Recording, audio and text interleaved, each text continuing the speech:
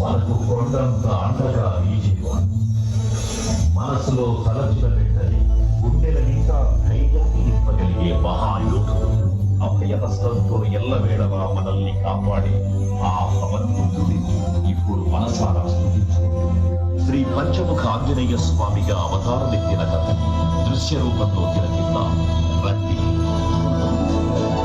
ఆంజనేయం ప్రసన్నాంజనేయం ప్రభాదిత్యకాయం ప్రకీర్తికదాయం భజే బాలగాత్రం భజేవం పవిత్రం భజే సౌఖ్యయుక్తం భజే భద్రరూపం భజే బ్రహ్మతేజం.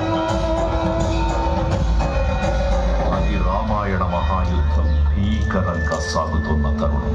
శ్రీరామచంద్రుడి సారథ్యంలో వానర సైన్యంతో విజృంభిస్తూ లక్ష్మణ స్వామి తనతో పోరాటం చేస్తున్న రావణుడి కుమారుడు ఇంద్రజిత్ తలని బాణంతో ఒక్క వేటుతో వేరు చేశాడు. ఇంద్రజిత్ మరణ వార్త విన్న రావణుడు ఆవేశంతో ఊగిపోయాడు. ప్రతీకారం కోసం పాతాళ లోకాధిపతి తన సోదరుడు అయినటువంటి మహిరావణుడి సహకారం కోరాడు.